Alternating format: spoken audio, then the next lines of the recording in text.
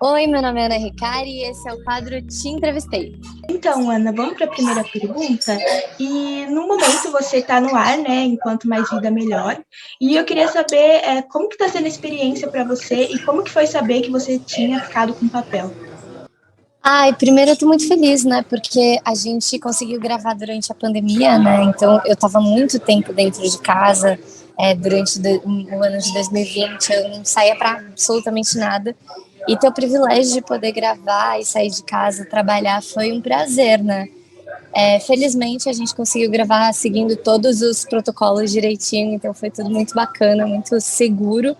E eu consegui acompanhar esse trabalho com muito prazer, porque saber que eu ia sair de casa para poder fazer uma personagem tão bacana como a Wanda e saber que eu ia trabalhar no meio de um período tão difícil para tanta gente, sabe? Foi tipo um respiro no meio de tanta coisa ruim que estava acontecendo em 2020 comigo. Então, na hora que me ligaram, falaram que eu estava dentro da novela, que eu ia fazer a Wanda e que era uma personagem super bacana. Fiquei muito feliz, muito feliz. E tô amando assistir, acompanhar agora, né? Porque a gente gravou tudo e tá assistindo tudo agora, depois de tudo gravado, é muito legal. É mesmo. E a Ana, além de atriz, ela também é muito forte no movimento, né, contra o preconceito a pessoas asiáticas, amarelas. E eu queria saber, Ana, como que é a sua experiência? Como que você, quantos anos você tinha, assim, quando você começou a perceber que tinha um preconceito com você por conta da sua ascendência, dos seus ancestrais e essas coisas? Olha, eu acho que essas questões, elas acontecem desde que a gente nasce, né? Quando a gente é uma pessoa não branca, a gente vive essa realidade de hegemonia branca no mundo, a gente sente esse estranhamento, essa desigualdade, né? Desde sempre. Eu acho que o que aconteceu comigo é que eu passei muito tempo sem saber nomear isso. Então, a partir do momento em que eu aprendi sobre essas questões, isso veio muito mais assim com uns 18, 19 anos de idade, por aí, ou de uns anos para cá mesmo, né? Que eu entendi que tudo aquilo que eu estava passando tinha um nome e eu poderia questionar, sabe? Então, acho que esse processo de nomear e questionar isso tudo é um processo muito recente na minha vida. Mas eu acho que eu vivi isso, essas violências, essas microagressões, essas desigualdades desde sempre, né? É uma coisa que acontece desde pequenininha. Nesse momento que a gente está, né, após a pandemia, a comunidade asiática passou a receber muitos ataques xenófobos. E como que foi para você? Como que você viu isso, esses ataques, as pessoas atacando qualquer pessoa de origem asiática, mesmo sem saber, sem ter conhecimento?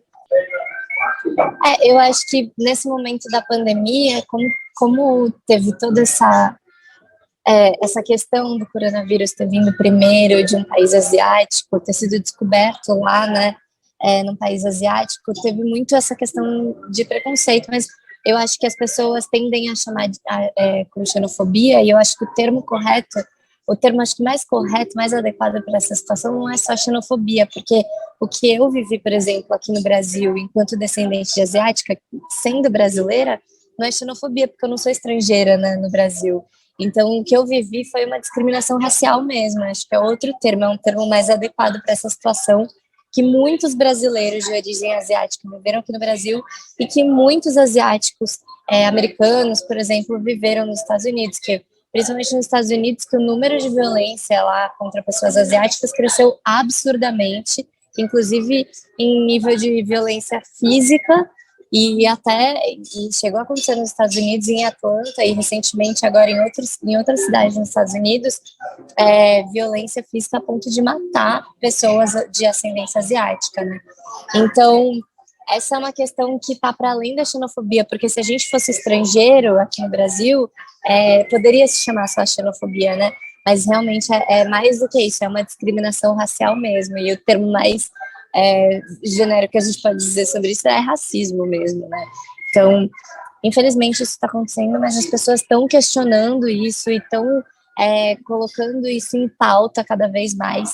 E eu acho que é muito importante que se compreenda que isso está muito relacionado com a questão do racismo em relação a pessoas negras, porque o que a gente luta, o que a gente questiona, no fim das contas, é a hegemonia branca, né? Então, no fim das contas, questionar o que passa com pessoas asiáticas é questionar todo o racismo estrutural que está bem vivo, né, no Brasil e no mundo. E nos Estados Unidos começou esse movimento, né, o Stop Asian Hate, que foi justamente por causa desses ataques à comunidade asiática. E eu queria que você contasse um pouquinho se você tem conhecimento se esse movimento ele está crescendo no Brasil e como que o público pode se informar sobre isso, como que pode ajudar. Bom, esse movimento do Stop Asian Hate começou principalmente nos Estados Unidos, depois que, como eu falei, né, teve uma série de atos violentos contra pessoas asiáticas, aumentou muito a violência física, tiveram mortes, tiveram muitas agressões verbais, e aqui no Brasil não foi diferente. Esse movimento do Stop Asian Hate cresceu muito nos Estados Unidos, né, principalmente com esse aumento da violência física, violência verbal que teve lá nos Estados Unidos contra pessoas asiáticas, e foi muito absurdo o que aconteceu lá, chegou a ter mortes ocasionadas por esse tipo de discriminação racial. E aqui no Brasil não foi diferente, né? Cresceu muito o número de denúncias de pessoas que foram agredidas verbalmente. Isso aconteceu comigo, muito relacionado à Covid. Teve uma pessoa que achou que no meio de um carnaval, uma festa de carnaval, que eu estava curtindo, um momento de descontração, relaxamento, um cara achou que ele podia virar para mim e falar: ai, amiga, sai com esse coronavírus daqui, como se eu me resumisse a um vírus, né? E, enfim, acho que faz muito parte da ignorância das pessoas e dessa facilidade delas em cometer um ato de discriminação racial com tanta tranquilidade num país como o Brasil. E por conta desses acontecimentos, dessa crescente de violência, o movimento do Stop Asian Hate também veio para o Brasil, e a comunidade asiática aqui no Brasil está se mobilizando muito, está debatendo esses temas, está questionando todas as coisas que estão em torno dessas discriminações raciais, e principalmente tem muitos atores e atrizes asiáticos que estão questionando o que acontece no nosso universo de trabalho, né? Porque eu, enquanto atriz asiática, é fato, eu recebo muito menos oportunidade como atriz do que uma atriz branca. Isso acontece com atrizes negras, isso acontece com atrizes indígenas, e isso acontece com atrizes asiáticas, e a comunidade asiática, os atores e atrizes asiáticos estão questionando isso o tempo inteiro em vários lugares. Então, é muito bacana para as pessoas que querem se informar sobre isso, seguir pessoas que estão produzindo esse tipo de conteúdo, sabe? Eu sempre indico nas minhas redes sociais pessoas que falam sobre isso, mas eu falo sobre isso. Tem a Bruna Iso, que é uma atriz maravilhosa, também fala sobre isso. A Bruna Tokamoto também fala sobre isso. A Jaqueline Sato. Tem muita gente que fala, Beatriz de Aféria, o canal Yo Bambu no YouTube, o Léo Wan fala muito sobre isso.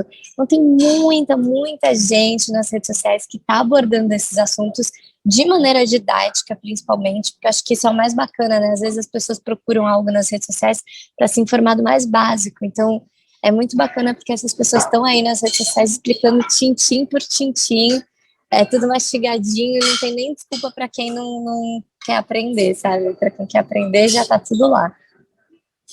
E esse é justamente o nosso próximo tópico, que eu queria perguntar para você o que você acha que falta para que haja maior representatividade na indústria de TV, de cinema? Acho que primeiro falta conscientização por parte dessas produções de audiovisual de que elas estão funcionando de uma maneira racista hoje em dia, né? Eu acho que falta admitir isso, porque enquanto eles não admitem esse problema, né, não tem como trocar e questionar e mudar essa situação atual.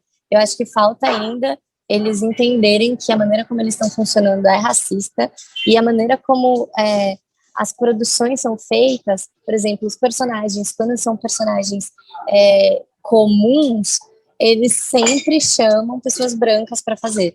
E aí, quando são personagens, quando eles chamam atores racializados, é só para personagens que estão brifados como racializados, e aí geralmente são personagens estereotipados, são personagens que são alívio cômico, que não tem tanta relevância dentro da trama, nunca são protagonistas. Eu acho que é isso que as pessoas têm que começar a questionar, tipo, poxa, por que tem tanto protagonista branco nas tramas? Pô, por que todas as histórias que a gente está contando são histórias de pessoas brancas? Por que não tem mais pessoas negras? Por que não tem mais pessoas indígenas? Por que não tem mais pessoas asiáticas, né? Porque a realidade do nosso país é uma diversidade. E existe esse mito, assim, né, de de democracia racial no Brasil, de que a gente é um país muito diverso, muito miscigenado, né? E a verdade é que ainda tem muito preconceito, mas se de fato a gente fosse essa democracia racial, a gente veria nas telas, no audiovisual, o que a gente vê na vida real, que é muita gente diversa, como a gente vê na rua, né? E não é isso que acontece na TV, na mídia e tal. Então acho que falta isso, falta esse estalinho assim para eles entenderem que tá, da maneira como tá agora, não reflete a vida real e a gente precisa refletir a vida real. Eu tendo origem oriental e eu tendo origem negra, eu percebo que dentro desse sistema racista, os negros estão na parte mais oprimida. E eu acho que é diferente o que nós orientais, descendentes de orientais, vivemos hoje. O que eu posso dizer que eu sofri na minha vida são essas microagressões que acontecem cotidianamente. Sim, e você foi a primeira protagonista, né, asiática da TV Globo. E por que você acha que isso demorou tanto para acontecer? Por que demorou tantos anos para que tivesse uma protagonista asiática nas novelas, né? Por que que demorou tanto? Eu acho que a resposta mais direta a isso é isso, né? Eu acho que esse sistema de audiovisual que a gente tem hoje em dia no Brasil ainda está muito fechado a pensamentos de hegemonia branca, e por conta disso que demorou tanto. E uma coisa curiosa, quando eu fui assinar o contrato para fazer esse trabalho, eu nem sabia que eu ia ser protagonista e eu nunca me dei conta porque eu nunca tinha visto na televisão nenhuma protagonista de origem asiática. A única referência que a gente tinha até então era a Dani, e ela nunca foi protagonista dentro da televisão aberta, né? Então, quando eu fui assinar o contrato, eu nem achava que eu ia ser protagonista, porque eu nunca tinha visto uma antes, porque que eu ia ser, né? Então, é muito louco isso, assim, demora muito tempo, e quando chega, a gente nem acredita, né, que está acontecendo.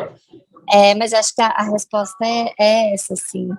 Acho que demorou muito tempo, porque ainda assim a produção ainda está muito voltada para essa hegemonia branca, sabe? Sim, e para você, qual que é o papel da arte para a gente acabar com tanto racismo e intolerância? Eu acredito que a arte é essencial para transformar isso. Eu acredito que a arte é a maior ferramenta de transformação que a gente pode ter assim, no mundo.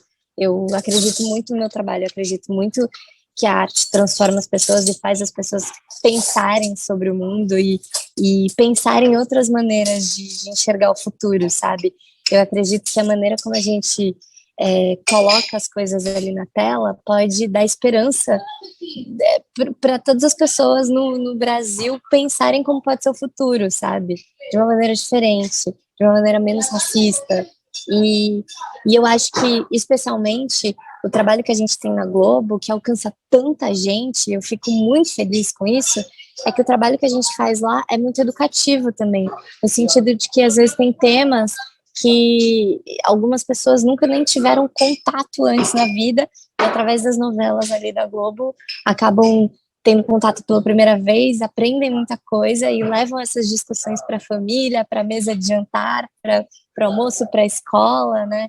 Isso é muito bacana, eu ouço muito isso, assim, dos nossos trabalhos, como a Malhação Viva a Diferença, por exemplo. Eu ouvi muita gente falando, nossa, eu levei as discussões da cena tal, do capítulo tal para a escola, para debater com os alunos, para falar com os meus pais. Então, isso é muito transformador, sabe? Eu acho que a arte está aí para isso no mundo, para poder levantar debates e criar possibilidades de mundo para o futuro, sabe? E você costuma ouvir, ou você já ouviu crianças ou adolescentes falando, nossa, eu vi você na tela e eu me vi na tela também? Como que foi? Já, felizmente, eu recebo muita mensagem nesse sentido, e é muito, ao mesmo tempo que é um prazer, é uma honra, assim, ouvir esse tipo de comentário, é também uma responsabilidade que eu acabo recebendo, né, porque representar tanta gente que nunca se viu antes na televisão é uma responsabilidade muito grande. Quando eu recebi as primeiras mensagens nesse sentido, eu fiquei assim, caramba, o que eu faço com isso, sabe? É uma responsabilidade muito grande. Acho que eu preciso estudar mais, preciso ler mais sobre isso, porque eu tô falando sobre muita gente que nunca se viu aí, né? Então, principalmente por isso eu comecei a estudar muito sobre essas questões, principalmente questões raciais, porque eu acho que é muito importante que quem está aqui sendo visto, quem está com esse espaço de visibilidade, traga consigo essas discussões para abrir mais espaço, porque eu não quero ser a única, sabe? Eu sempre digo isso, assim, é muito bacana eu receber essa mensagem sabendo que eu fui a primeira protagonista asiática na televisão, mas eu não quero ser a única mais. Eu quero poder levar esse debate adiante para abrir espaço para ter outra protagonista e outra protagonista e outra e outras, sabe? Porque eu acho que o melhor que eu posso fazer com o meu trabalho é poder olhar para o lado no futuro e ver mais pessoas iguais a mim e ao mesmo tempo diferentes, sabe?